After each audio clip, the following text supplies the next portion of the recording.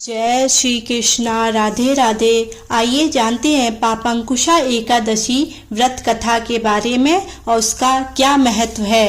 अर्जुन कहने लगे कि हे जगदीश्वर, मैंने अश्विन कृष्ण एकादशी अर्थात इंदिरा एकादशी का विस्तार वर्णन सुना। अब आप कृपा करके मुझे अश्विन कार माह के शुक्ल पक्ष की एकादशी के विषय में भी बतलाइए।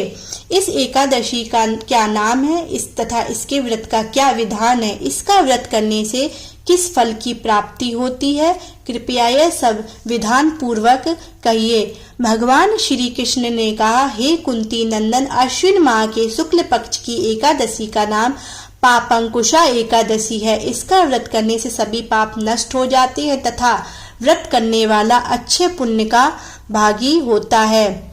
अश्विन शुक्ल एकादशी के दिन इच्छित फल की प्राप्ति के लिए भगवान विष्णु का पूजन करें। इस पूजन के द्वारा मनुष्य को स्वर्ग लोक की प्राप्ति होती है। हे अर्जुन, जो मनुष्य कठिन तपस्याओं के द्वारा फल की प्राप्ति करते हैं, वह फल इस एकादशी के दिन क्षीर सागर में शेष नाग पर शयन करने वाले भगवान विष्णु को नमस्कार कर देने से मिल जाता है और मनुष्य को यम के दुख नहीं भोगने पड़ते।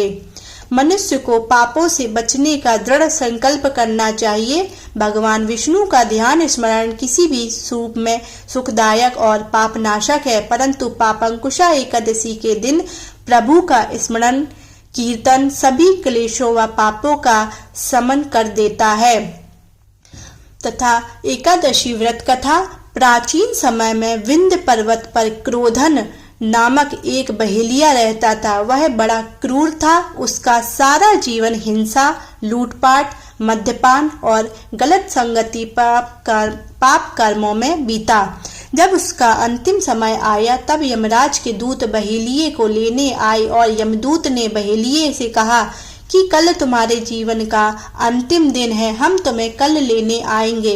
यह बात सुनकर बहेलिया बहुत भयभीत हो गया और महर्षि अंगिरा के आश्रम में पहुंचा और महर्षि अंगिरा के चरणों पर गिरकर प्रार्थना करने लगा, हे ऋषिवर, मैंने जीवन भर पाप कर्म ही किए हैं। कृपा कर मुझे कोई ऐसा उपाय बताइए जिससे मेरे सारे पाप मिट जाएं और मोक्ष की प्राप्ति हो जाए। उसके निवेदन पर महर्षि अंगिरा ने उसे अश्विन शुक्ल की पापंकुशा एकादशी का विधि पूर्वक व्रत करने को कहा। महर्षि अंगिरा के कहे अनुसार उस बहेलिये ने यह व्रत किया और किए गए सारे पापों से छुटकारा पा लिया और इस व्रत पूजन के बल से भगवान की कृपा से वह विष्णु लोक को गया। जब यमराज के यमदूत ने इस चमत्कार को देखा तो वह बहेलिया को बिना लिए ही यमलोक वापस लौट आए।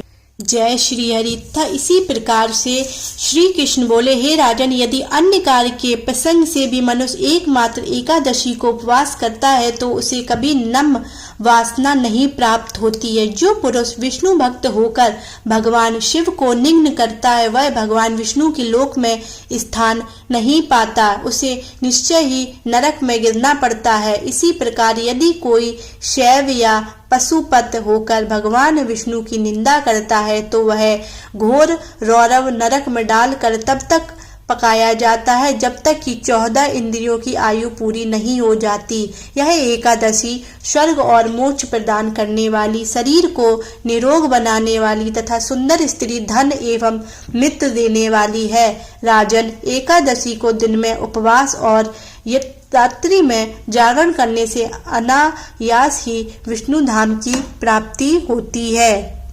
वह पुरुष मातृ पक्ष की 10, पिता के पक्ष की 10 तथा स्त्री के पक्ष की भी 10 पीढ़ियों का उद्धार कर देता है। एकादशी व्रत करने वाले मनुष्य दिव्य रूपधारी, चतुर्भुज, गरुड़ की ध्वजा से युक्त, हार से सुशोभित और पीताम्बर धारी होकर भगवान विष्णु के धाम को जाते हैं।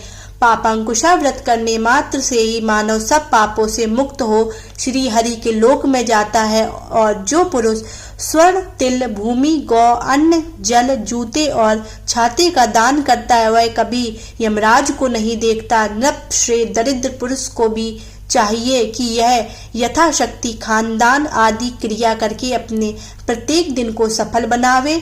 जो होम, खान, जप, ध्यान और यज्ञ आदि पुण्य कम करने वाला है, उन्हें भयंकर यम यातना नहीं देखनी पड़ती है। लोक में जो मानव दीर्घायु, धन्य, कुलीन और निरोग देखे जाते हैं, वे पहले के पुण्यात्मा है।